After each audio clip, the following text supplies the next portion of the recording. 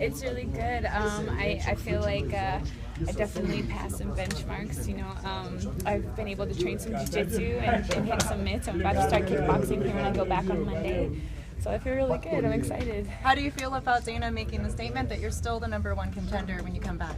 He had said that to me when I got hurt. I went to my appointment, and then we went to his office, and he was telling me that I was still promised to be the #1 contender, and he's a stand-up guy, and he kept his word, and I expected him to. So here I am, and I'm ready to go.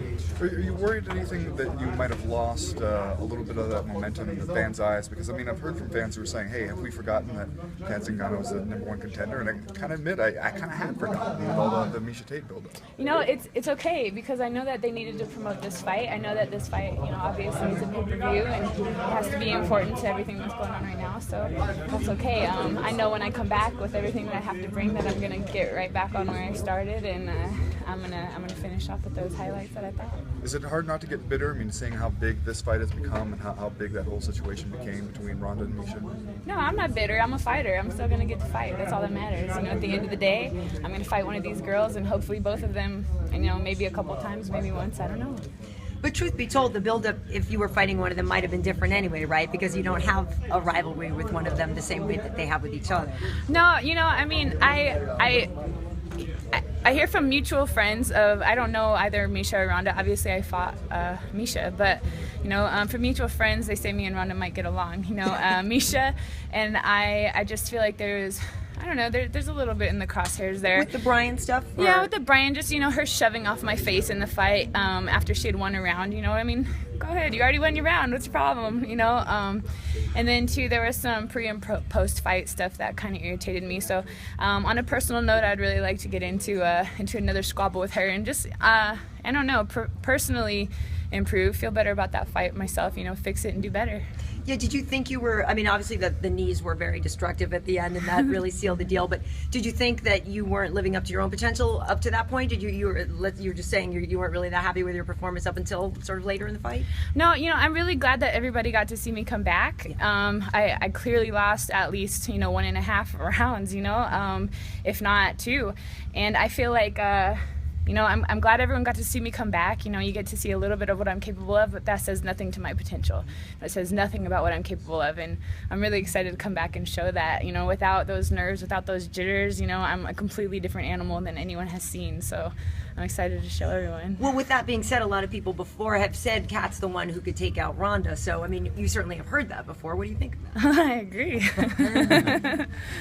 I do think I'm the one to take out Ronda. I think that Ronda knows, I'm not here talking trash, but I do think she knows if she can't get that armbar, she's screwed. I think her coaches know that. I think everybody knows that. And I got my own arm bars. So, when it comes down to it, I think it's going to be a great fight. It really is.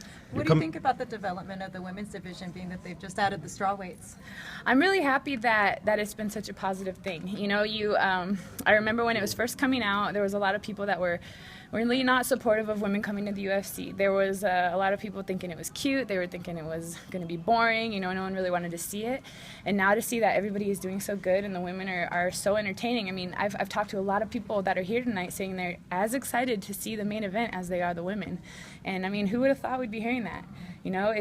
Before it was like a sideshow, something people threw on their card, and now it's definitely a main point of interest. So I'm proud of us. We did great.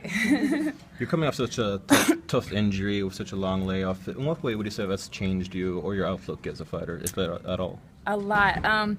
This has hurt, physically, personally. It's definitely been a huge change in my life, and I think I'm going to come back a lot stronger. I have a lot of pent up. All I've been able to do for the past 6 months is be on a stationary bike and lift some weights, so I feel like a hamster on a wheel here. I'm not getting anywhere, and when I finally get to start training and doing the things that I like to do, I think I'm going to be a force to be reckoned with and just absolutely unstoppable. I think this was a great thing for me to have to go through in order to come back that hungry. But some people say that sometimes a loss brings that kind of the mentality out of it. Would you say that maybe this kind of replaced that feeling, this time out of it? Oh, this was a huge loss to me. I got the carpet slipped right out from under me. You know, I didn't get to, I accomplished all these things. It was like this great high. I was like, just kidding. You know, like I didn't get all these things that I earned, and they actually got handed to the person that I beat for them. So, you know, that sucked, but what can I do? I just gotta stay strong, take every lesson I can out of this, and come back, you know, stronger than I started.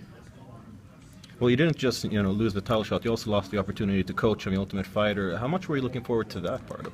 Well, I am a coach, you know, by trade, and I actually love coaching. I think it would have been really awesome to impact all the fighters. However, going out there and being a coach on this show, you have 6 weeks with them, and I'll admit, you know, I'm not going out there to change anyone. If anything, you know, I'm really good at the mental game. I'm really good at helping people get headstrong and stay headstrong for their fights. And I feel like what I would have helped them with, you know, was more about staying confident and getting ready to go in there and do their best, you know, reach their highest highs. And not getting to do that for them, yeah, it was a bummer, because I feel like it would have been fun for all of us. But the thing that I was the most hurt about was not being able to fight tonight, you know, getting that title shot right away that I earned. And you know, a champion is never satisfied, and I do believe I'm a champion, and I'm going after that belt. And there's just, you know, that coaching job would have been fun and it would have been awesome, but this is what I really missed out on.